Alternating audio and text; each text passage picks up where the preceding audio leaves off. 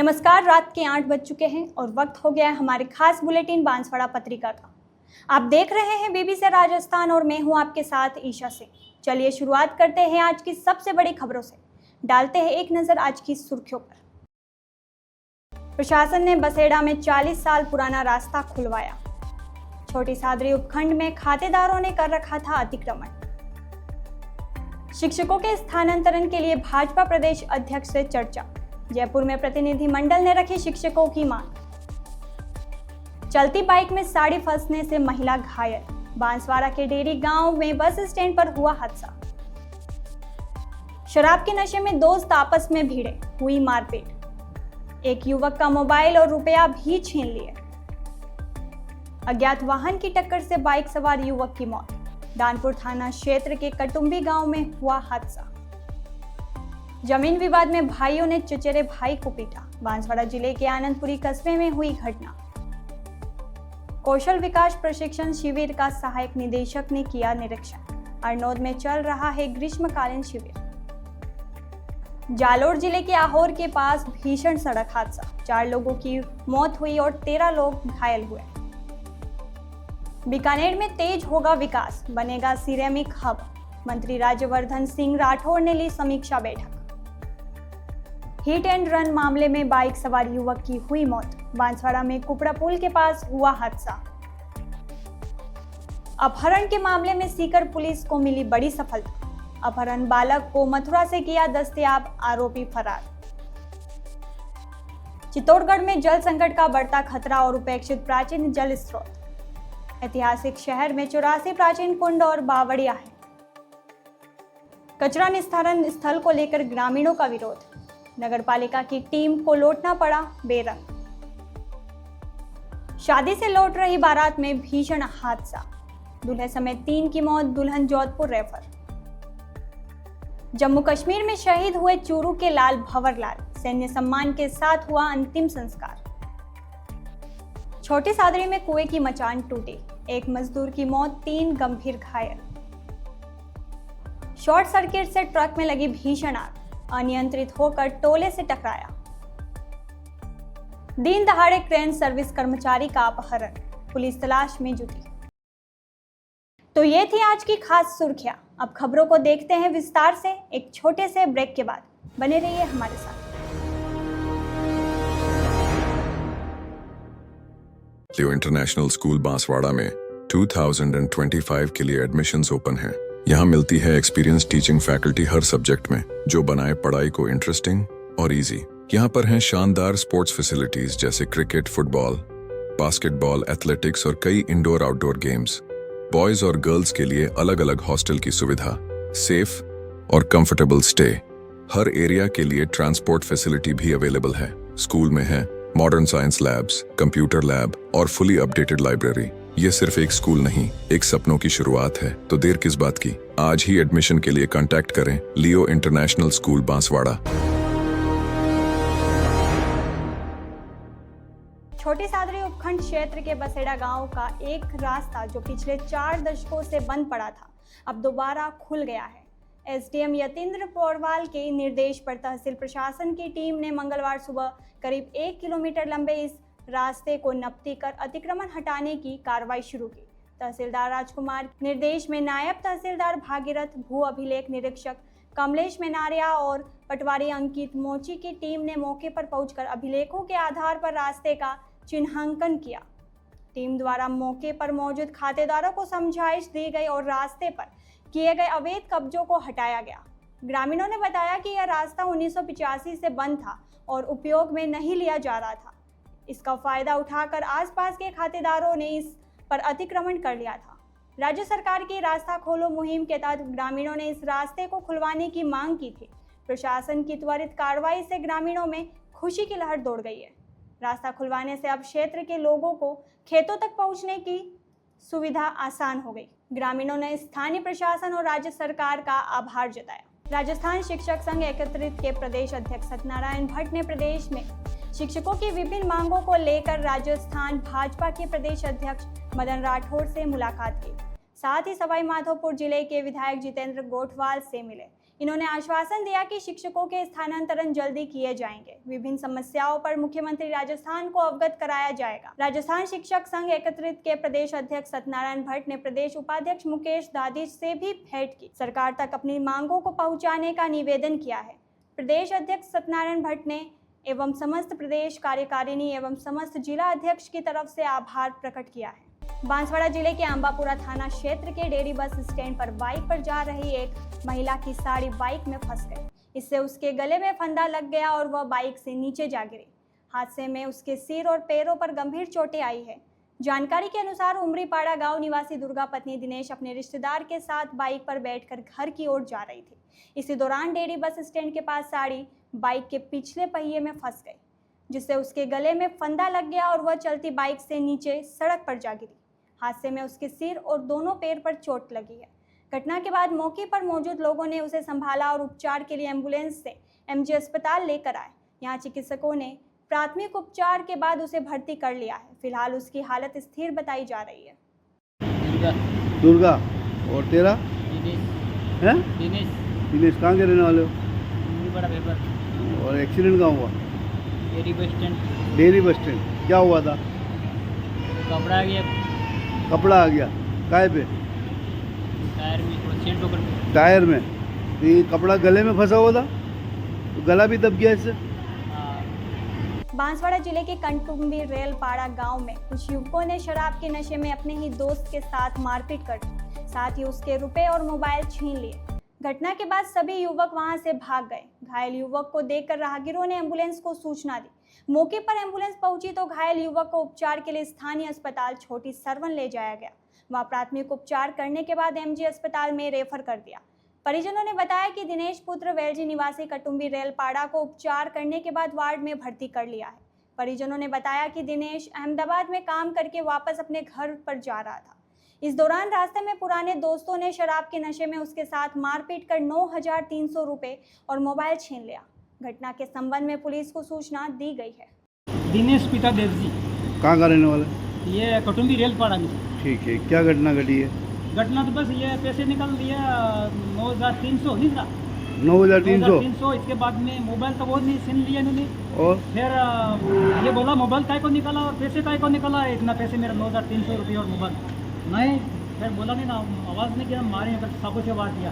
क्या मारा इसको? पहले बार छोड़ दिया था सर। क्या मारा है? पहले सकू मारा था, अभी अभी की बार फिर सकू मारा है। कहाँ ये सर यहाँ अभी क्या मारा है? क्या बोला सर? सकू मारा नहीं, हाथ का कड़ा मारा है?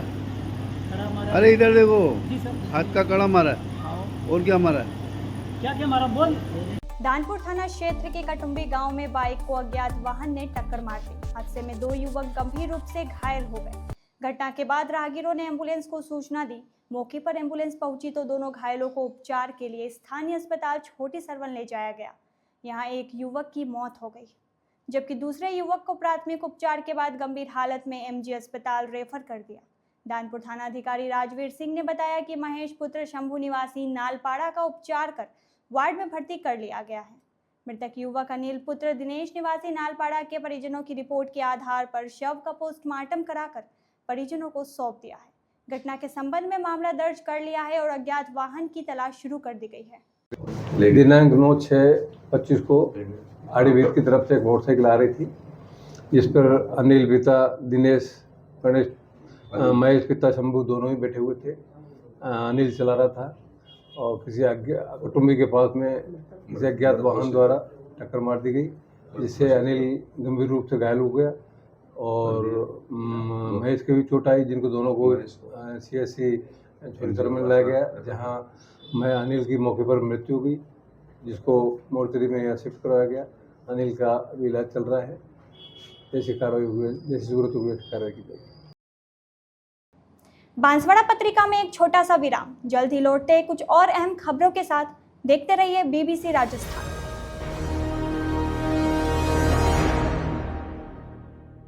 लियो इंटरनेशनल स्कूल बांसवाड़ा में 2025 के लिए एडमिशन्स ओपन हैं। यहाँ मिलती है एक्सपीरियंस टीचिंग फैकल्टी हर सब्जेक्ट में, जो बनाए पढ़ाई को इंटरेस्टिंग और इजी। यहाँ पर हैं शानदार स्पोर्ट्स फैसिलिटीज जैसे क्रिकेट, फुटबॉल, बास्केटबॉल, एथलेटिक्स और कई इंडोर आउटडोर गेम्स। बॉयज और गर्ल्स के लिए अलग अलग हॉस्टल की सुविधा, सेफ और कंफर्टेबल स्टे। हर एरिया के लिए ट्रांसपोर्ट फैसिलिटी भी अवेलेबल है। स्कूल में है modern science labs, computer lab और फुली अपडेटेड लाइब्रेरी। ये सिर्फ एक स्कूल नहीं, एक सपनों की शुरुआत है। तो देर किस बात की, आज ही एडमिशन के लिए कांटेक्ट करें लियो इंटरनेशनल स्कूल बांसवाड़ा।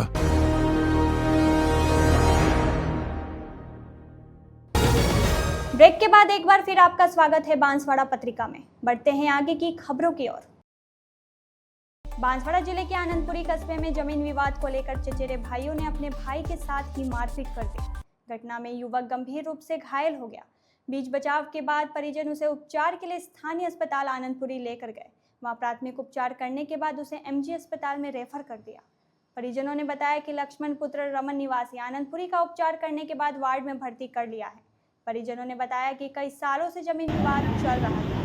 इसी के चलते चचेरे भाई ने लक्ष्मण के साथ मारपीट कर दी। घटना में लक्ष्मण गंभीर रूप से घायल हो गया। दूसरी ओर इस संबंध में पुलिस को सूचना दी गई है। पुलिस मामले की जांच कर रही है। लक्ष्मण पिता रमन कहाँ का रहने वाला है? आनंदपुरी।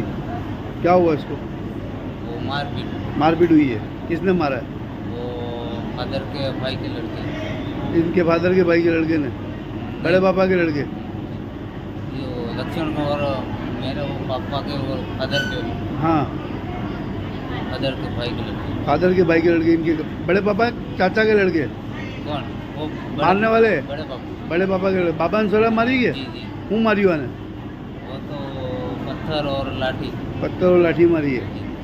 क्या किस बात का झगड़ा था?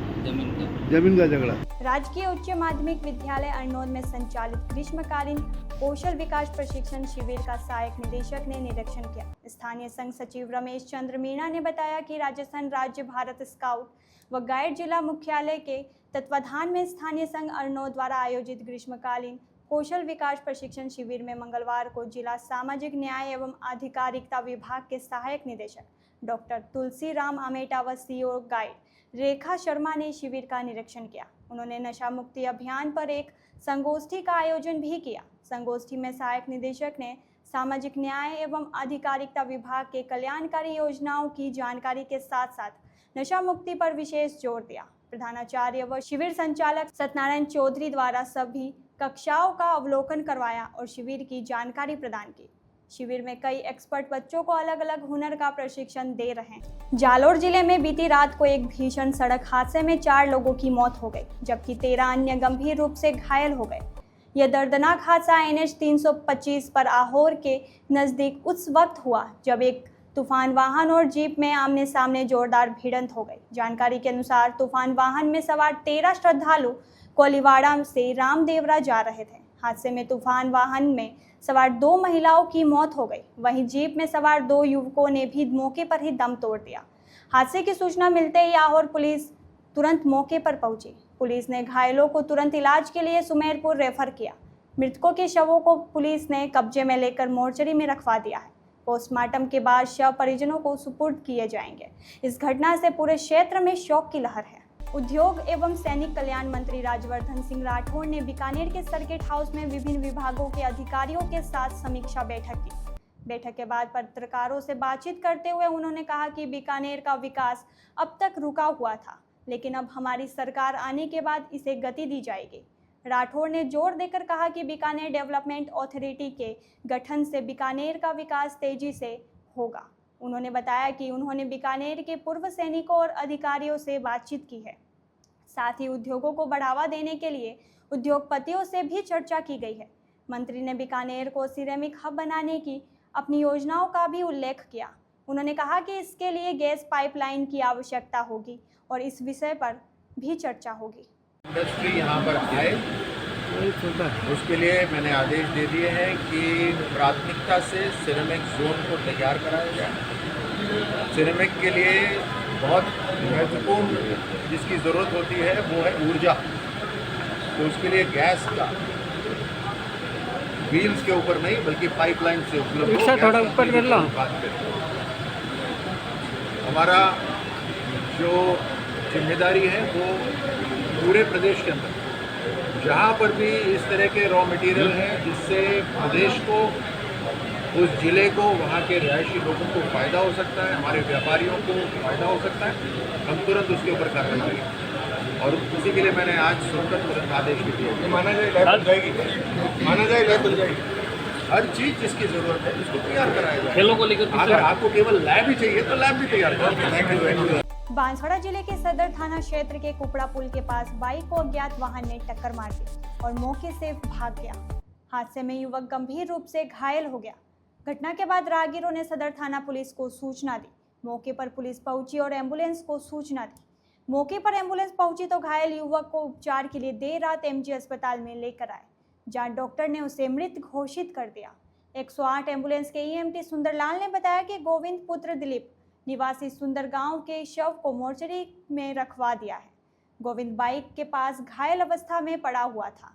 पुलिस की सूचना के आधार पर उसे एम्बुलेंस की सहायता से एमजी अस्पताल में पहुंचाया गया। घटना के संबंध में सदर थाना पुलिस ने मामला दर्ज कर जांच शुरू कर दी है। मृतक का नाम है गोविंद पिता दिलीप, निवासी सुंदर गांव का रहने वाला है, जो बाइक लेकर इधर बांसवाड़ा की तरफ आ रहा था। जो वहाँ पर उक्त सूचना पर पहुँचा, जहाँ पर लोगों द्वारा बताया कि बलगर सीमेंट गाड़ी द्वारा टक्कर मारना बताया, जिस पर गोविंद की मौके पर मृत्यु हो गई थी, जिसको 112 की एम्बुलेंस की सहायता से एमजीएस हॉस्पिटल बांसवाड़ा लेकर आए हैं। वारिसान भी उपस्थित है, उसकी पहचान हो चुकी है और लाश को मोर्चरी में शिफ्ट किया गया है। जैसी रिपोर्ट लेना पर उचित कार्रवाई की जाएगी। सर आपका नाम और थाना? मेरा रामलाल सब इंस्पेक्टर नाम है और मैं सदर थाना का पोस्टिंग हूँ। बांसवाड़ा पत्रिका में एक छोटा सा विराम, जल्द ही लौटते हैं कुछ और अहम खबरों के साथ। देखते रहिए बीबीसी राजस्थान।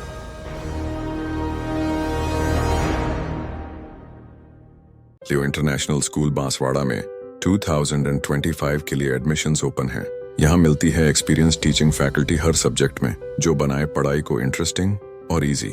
यहाँ पर हैं शानदार स्पोर्ट्स फैसिलिटीज जैसे क्रिकेट, फुटबॉल, बास्केटबॉल, एथलेटिक्स और कई इंडोर आउटडोर गेम्स।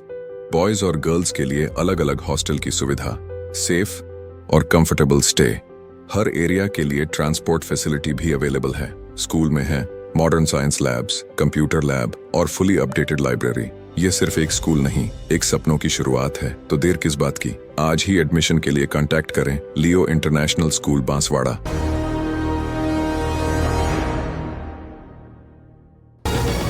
ब्रेक के बाद एक बार फिर आपका स्वागत है बांसवाड़ा पत्रिका में। बढ़ते हैं आगे की खबरों की ओर।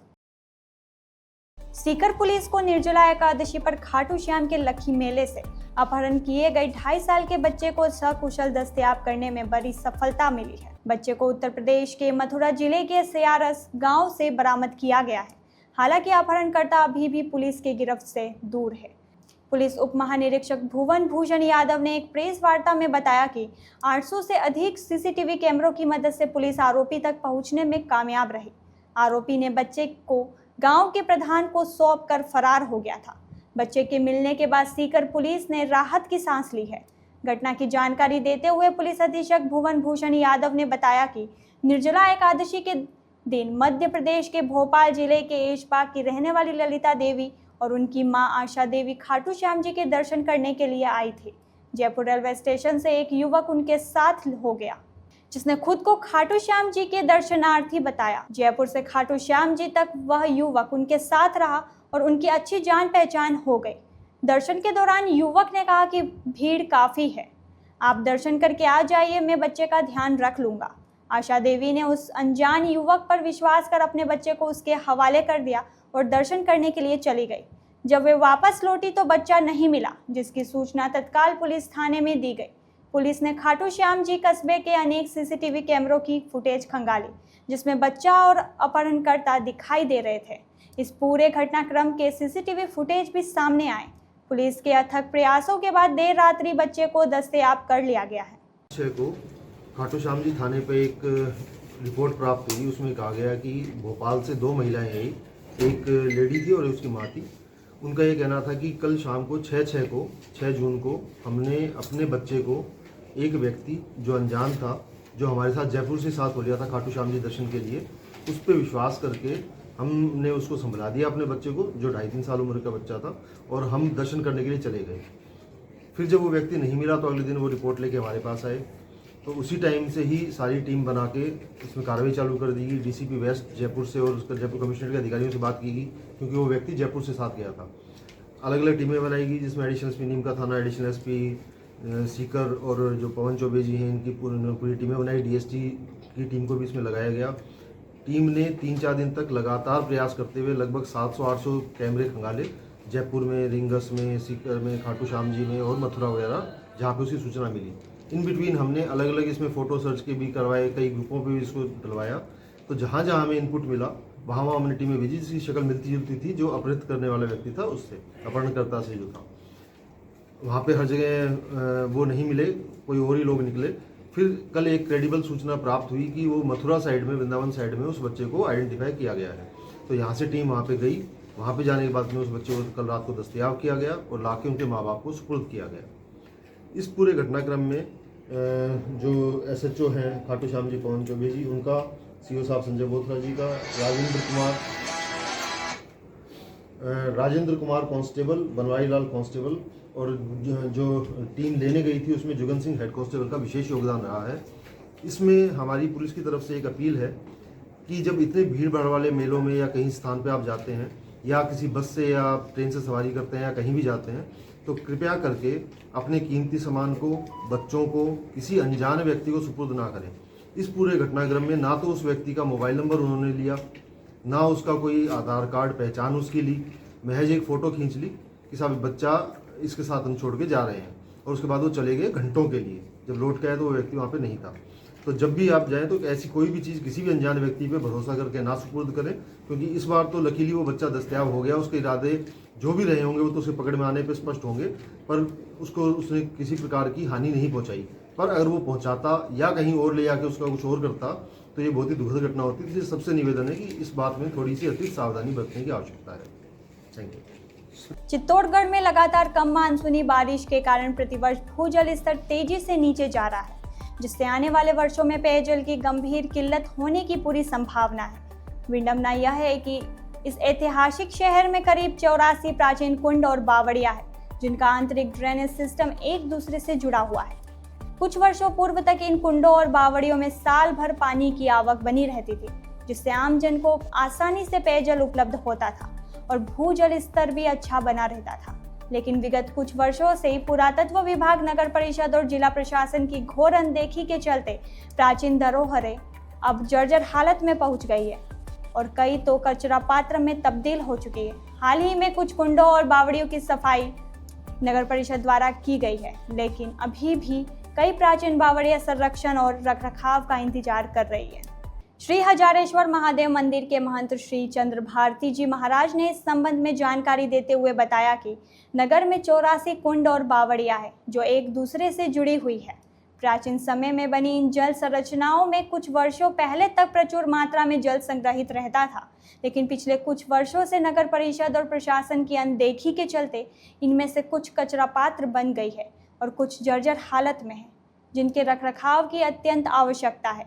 उन्होंने प्रशासन से इन पर ध्यान देने की अपील की, ताकि कुंडों और बावड़ियों में पूरे वर्ष भर पानी की उपलब्धता बनी रहे और क्षेत्र में पानी की कमी ना हो। उन्होंने यह भी कहा कि श्री हजारेश्वर महादेव मंदिर के पास स्थित प्राचीन बावड़ी की साफ सफाई का अभियान नगर परिषद और आमजन के सहयोग से चलाया गया है, जिसके परिणाम स्वरूप इसका स्वरूप निखर कर सामने आया है। क्या स्थिति है और कुल कितनी कुंड और बावड़ियाँ चित्तौड़गढ़ में है? जो हजारेश्वर महादेव और मिला के 84 जो है 84 यहाँ पर जो है पुरानी जो है बनी हुई है, और यहाँ पर हर साल जो है उसको साफ किया जाता है, पर फिर भी वो गंदी हो जाती है, क्योंकि लोग जो है उस चीज़ को समझ नहीं पाते हैं। और ये पानी जब हम इसको चाहते हैं, गंगा बनाना चाह रहे हो आप, तो उसको जो है सफाई अगर रोज़ मतलब हर साल उसकी सफाई हो और उसका जो है उसको देखा जाए तो लोगों के काम आएगा पानी। पहले बहुत पानी अच्छा हुआ करते थे, लोग यहीं से पीते थे हजारेश्वर महादेव की जो है। तो अब जो है कल जो है हम जो है सारे सफाई कर रहे सभी लोगों से, मेरा जो हमारे जो हजारेश्वर महादेव से जुड़े हुए हैं उनसे सभी से मेरा वो है कि आप जो है सब अपना साथ दें और जो है उस हजारेश्वर महादेव को जो अच्छा सुंदर करें, और जो है इसको ढकने का अगर काम हो जाएगा तो बहुत सुंदर हो जाएगा, और पानी जो है इसमें पूरे साल रहता है इस बावड़ी में। तो आप लोगों से और सब लोग जो है यहाँ पर पधारे और इस चीज़ को पूरा का पूरा जो है अगर चुरासी जो है उधर पाया जाए तो पानी की कमी नहीं रहेगी किसी के पास भी। और यही है कि भी वो करें नगर परिषद, तो बहुत अच्छा है, और ये आनंद की अनुभूति हो जाए अच्छा हो जाए।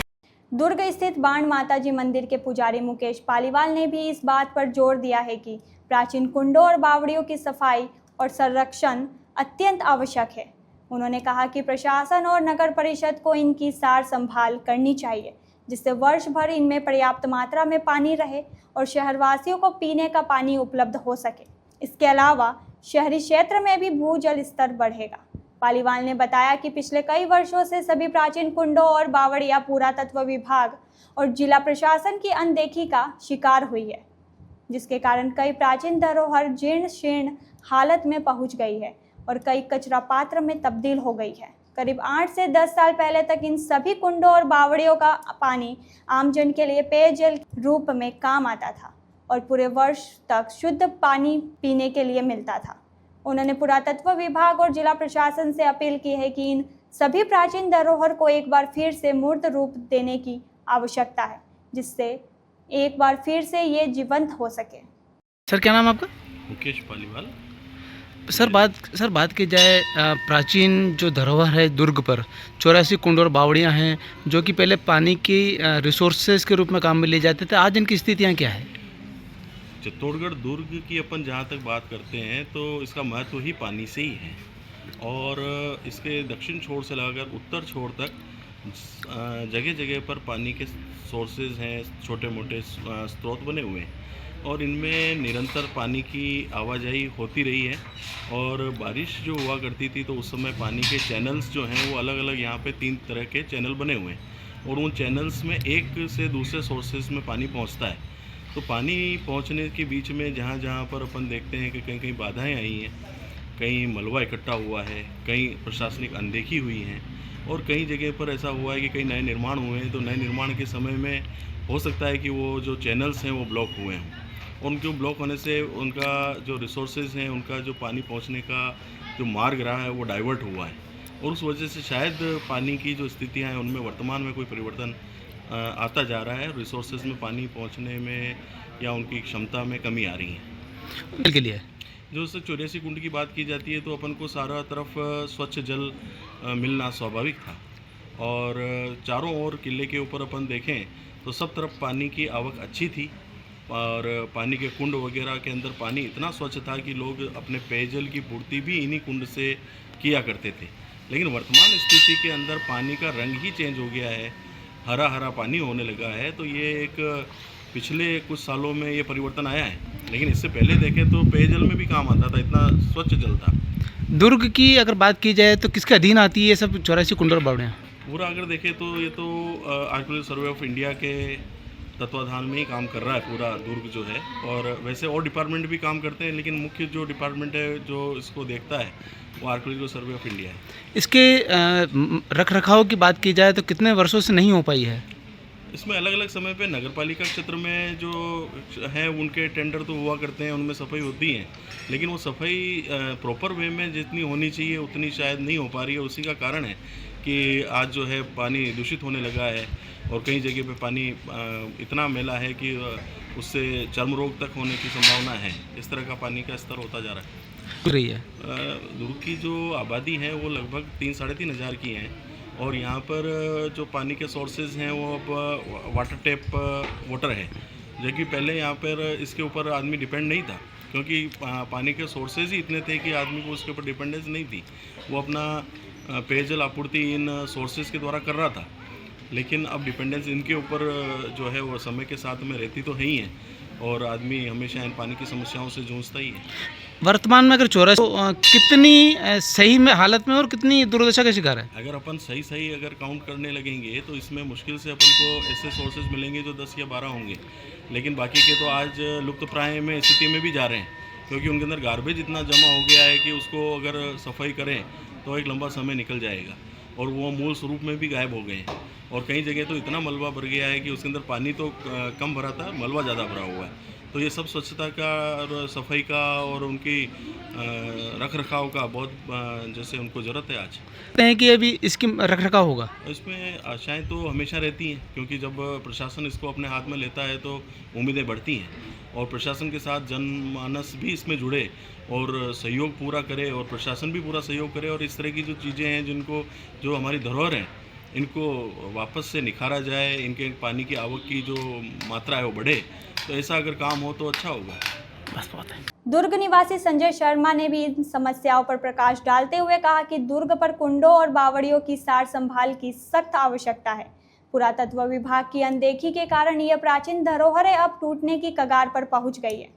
उन्होंने कहा कि प्रतिवर्ष जनप्रतिनिधि और पुरातत्व विभाग के अधिकारी इनके संरक्षण के दावे करते हैं, लेकिन धरातल पर तस्वीर कुछ और ही दिखाई देती है, जो सर्वविदित है। चित्तौड़गढ़ की ये प्राचीन जल संरचनाएं न केवल ऐतिहासिक महत्व रखती है, बल्कि भविष्य के जल संकट से निपटने में भी महत्वपूर्ण भूमिका निभा सकती है, बशर्ते उन्हें उचित संरक्षण और ध्यान मिले।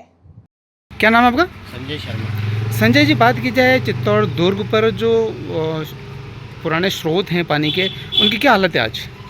हालत बहुत ही ज़्यादा ख़राब है, जर्जर हालत में है और बहुत ही दयनीय स्थिति है इनकी।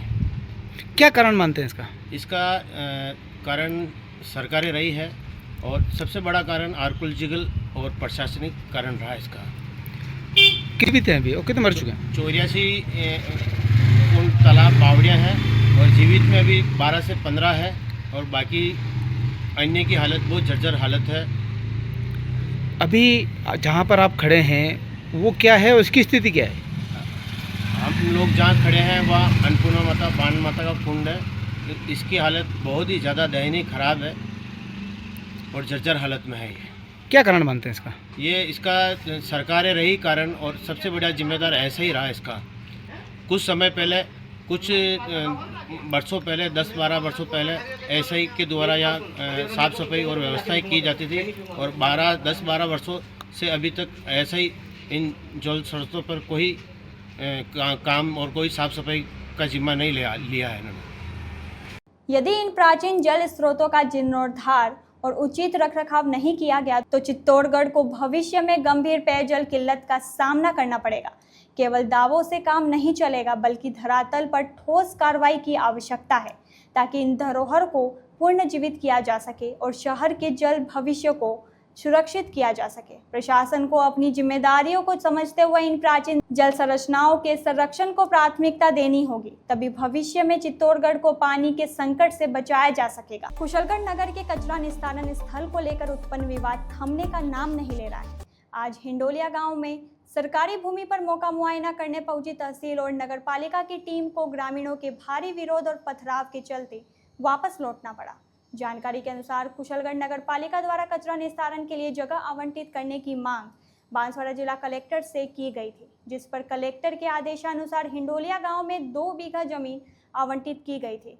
इसी के मद्देनजर आज कुशलगढ़ तहसीलदार के आदेश पर नगर पालिका की टीम जेसीबी और कचरा गाड़ियों के साथ साथ तहसील कार्यालय से पटवारी पंकज निखिल, पटवारी पदम सिंह और कुशलगढ़ नगर पालिका से इंस्पेक्टर संजय पिटाया जैन, जयदीप पटेल, मनोज जमादार, पिंटू सफाई कर्मी, सुरजीत दुर्गा लक्ष्मी और कुशलगढ़ पुलिस के 2 जवान हिंडोलिया गांव में आवंटित जमीन का मौका मुआयना करने पहुंचे थे। जैसे ही टीम गांव पहुंची, हिंडोलिया गांव के लोगों ने जोरदार विरोध प्रदर्शन शुरू कर दिया। ग्रामीणों ने टीम पर पथराव भी किया, जिसके बाद टीम को बिना मौका मुआयना किए वापस लौटना पड़ा। हिंडोलिया गांव के लोगों का कहना है कि उनके गांव में कुशलगढ़ नगर का कचरा निस्तारण नहीं होना चाहिए। ग्रामीणों का तर्क है कि गांव में लोग रहते हैं और यहां कचरा निस्तारण होने से गंदगी और बदबू फैलेगी, जिससे उन्हें गंभीर स्वास्थ्य समस्याओं और परेशानी का सामना करना पड़ेगा। ग्रामीणों ने साफ कह दिया है कि वे अपने गांव में कचरा निस्तारण नहीं होने देंगे। इस घटना से कचरा निस्तारण की समस्या और गहरा गई है और प्रशासन के सामने एक नई चुनौतियां खड़ी हो गई है। कुशलगढ़ नगर पालिका के इंस्पेक्टर संजय जी बताएंगे कि जो आज इंडोलिया चारण कुशलगढ़ तहसीलदार साहब के आदेश पर कचरा संग्रहण का ज़मीन का मौका मुआयना टीम के साथ गए थे, तो वहाँ पर क्या घटना घटी इसके बारे में जानकारी देना। आज नगर पालिका कुशलगढ़ में तहसीलदार साहब द्वारा दोनों पटवारी मौके पे पहुँचने पे पंकज जी और निखिल जी दोनों आए कि संजय जी इंदौलिया चारण पधारना है। मैंने कहा आदेश हम लेके आए। मैं ठीक है तो सर इंदौलिया ही जाना है क्या? हाँ। तो मैंने कहा कि ठीक है। फिर उन्होंने कहा कि आपकी जेसीपी चूना मई कार्मिक को लेकर ना आपको पहुंचना है। ठीक है सर, जैसे आदेश हो जाएंगे। मैंने उनको पूछा कि कौन कौन पधारेंगे मौके पे। कि थाने से साहब जाप्ता भी है, तहसीलदार साहब भी है और अधिकारी जी महोदय भी है। उनका ठीक है, मैं तुरंत प्रभाव से वहाँ पहुँचूँगा। जैसे वहाँ मैं पहुँचा, मनीलाल जी हेड कांस्टेबल मई जाप्ते में तैयार थे। फिर वहाँ देखा ग्रामीण इकट्ठे होने के कारण कुछ महिलाएं पत्थर लठ की जंग चालू कर दी। चालू करते हुए उन्होंने गाली गलौज पे आ गए। फिर मैंने कार्मिकों को मौके पे कहा कि आप अपनी जगह पे सुरक्षित खड़े हो जाओ, विवादित बात है और विवादित यहाँ हो जाएगा। इतना कहते हुए फिर पंकज जी पटवारी साहब ने कहा कि नहीं संजय जी के कुशलगढ़ अगमान पे आप पधारो, क्योंकि यहाँ विवाद हो जाएगा और विवाद होने जैसी स्थिति में है। इसके लिए मैं वहाँ से तुरंत प्रभाव से मई जाप्ते के साथ में निकल गया। धन्यवाद।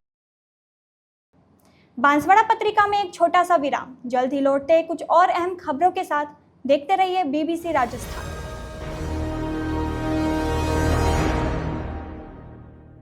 लियो इंटरनेशनल स्कूल बांसवाड़ा में 2025 के लिए एडमिशन्स ओपन हैं। यहाँ मिलती है एक्सपीरियंस टीचिंग फैकल्टी हर सब्जेक्ट में, जो बनाए पढ़ाई को इंटरेस्टिंग और इजी। यहाँ पर हैं शानदार स्पोर्ट्स फैसिलिटीज जैसे क्रिकेट, फुटबॉल, बास्केटबॉल, एथलेटिक्स और कई इंडोर आउटडोर गेम्स। बॉयज और गर्ल्स के लिए अलग अलग हॉस्टल की सुविधा, सेफ और कंफर्टेबल स्टे। हर एरिया के लिए ट्रांसपोर्ट फैसिलिटी भी अवेलेबल है। स्कूल में है modern science labs, computer lab और फुली अपडेटेड लाइब्रेरी। ये सिर्फ एक स्कूल नहीं, एक सपनों की शुरुआत है। तो देर किस बात की, आज ही एडमिशन के लिए कांटेक्ट करें लियो इंटरनेशनल स्कूल बांसवाड़ा।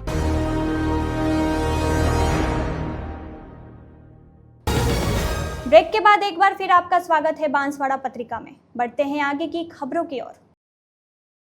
7 फेरे लेने के बाद बारात घर नहीं पहुंची थी कि उससे पहले एक भीषण सड़क हादसे में दूल्हे की मौत से नवविवाहिता का सुहाग उजड़ गया। नवविवाहिता दुल्हन भी गंभीर रूप से घायल होकर जोधपुर में भर्ती है।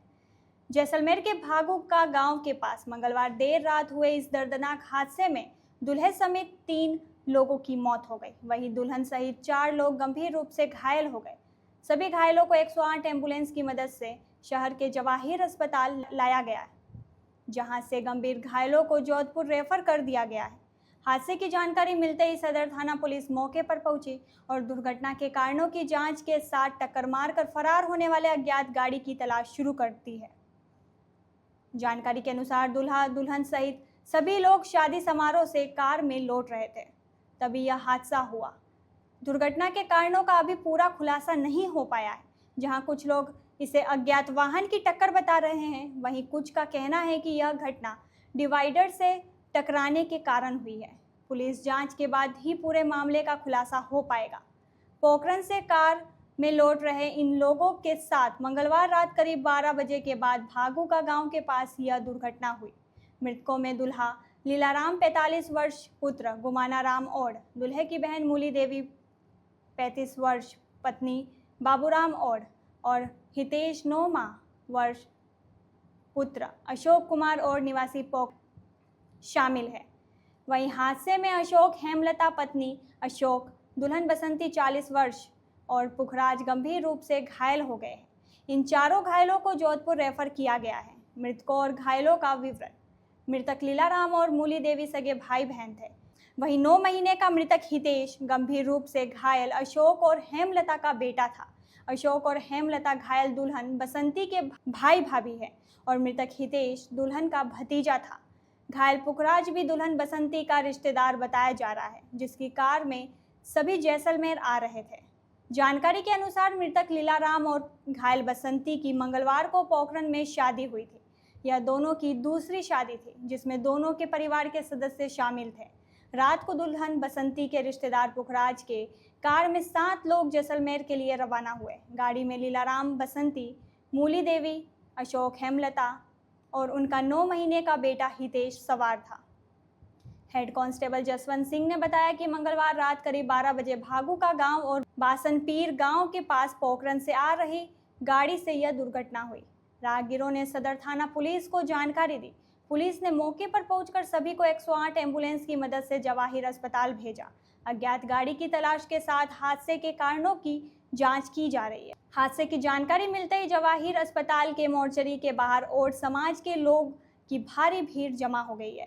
साथ ही मृतकों व घायलों के परिजनों को सरकारी सहायता दिलवाने की भी मांग की जा रही है।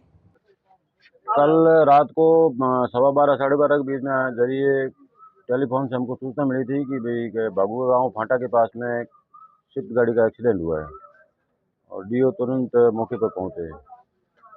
इस सूचना के आधार पर मैं थोड़ी देर में वहां मौके पर पहुंचा तो एक 108 एम्बुलेंस वहां पर खड़ी थी, जिसमें से 3 घायलों को 108 एम्बुलेंस में बैठा के एसडीएफ जैसलमेर के लिए रवाना कर दिया।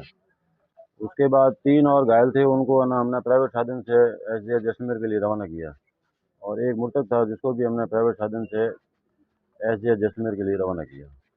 दुर्घटना का तो सामने से बता रहे हैं गाड़ी आ रही, बाकी वहाँ मौके पर मैं था नहीं, लेकिन जब आया तब सुना था मैंने कि सामने से गाड़ी आई है।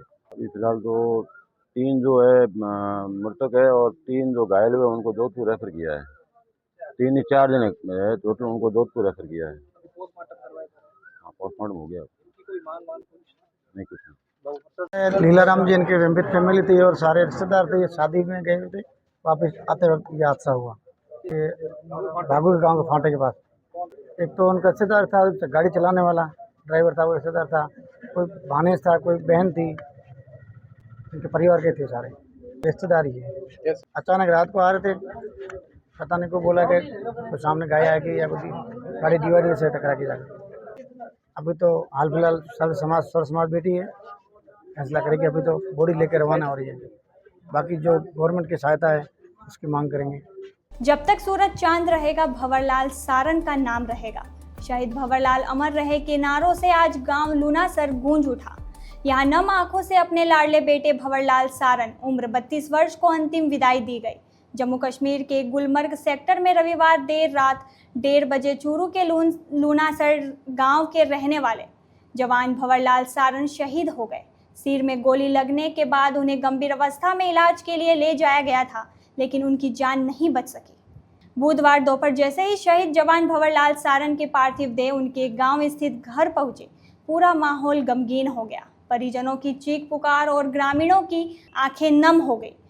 अंतिम दर्शन के लिए बड़ी संख्या में लोग उमड़ पड़े। शहीद की पत्नी तारामणि रोते रोते बेसुध हो गई। परिजनों ने उन्हें संभालते हुए अंतिम दर्शन करवाए। वहीं भाई मुकेश भी अपने आंसू रोक नहीं सके और फूट फूट कर रो पड़े। शहीद की 5 वर्षीय बेटी रितिका ने पिता की पार्थिव देह पर पुष्पचक्र अर्पित किया। यह दृश्य हर किसी की आंखें नम कर गया। मोक्षधाम में सेना के जवानों ने गॉर्ड ऑफ ऑनर दिया, जिसके बाद सैन्य सम्मान के साथ शहीद का अंतिम संस्कार किया गया। भाई मुकेश ने उन्हें मुखाग्नि दी। तिरंगा यात्रा में लगे जयकारे।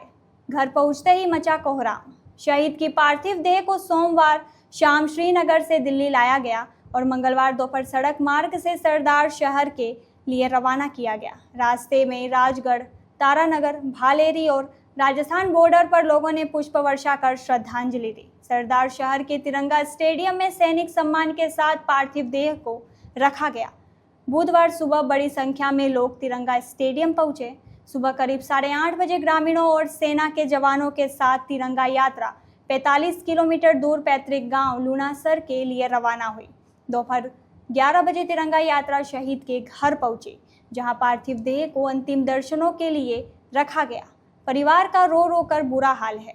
सरपंच भंवरलाल पाडर ने बताया कि परिवार को पहले केवल यही बताया गया था कि भंवरलाल ऑपरेशन में घायल हुए हैं और इलाज जारी है, लेकिन आज जैसे ही परिवार के लोगों को शहादत की जानकारी मिली, कोहराम मच गया। पत्नी तारामणि उम्र 30 वर्ष बार बार बेसुध हो रही है। वहीं पिता उमाराम उम्र 70 वर्ष भी गहरी निराशा में डूबे हुए हैं। इधर 5 साल की बेटी रितिका को पता ही नहीं है कि उसके पिता अब कभी लौट कर नहीं आने वाले हैं, जिन्होंने घटना से 2 दिन पहले फ़ोन कर कहा था कि बहुत पढ़ाई करना है तुझे, आर्मी ऑफिसर बनना है। 2015 में सेना में भर्ती हुए थे। सरपंच भंवरलाल पाडर और ग्रामीण लिखाराम पाडर ने बताया कि भंवरलाल सारन 2015 में भारतीय सेना में भर्ती हुए थे। गुलमर्ग सेक्टर में तैनात भंवरलाल अपने गांव और परिवार से हमेशा जुड़े रहे।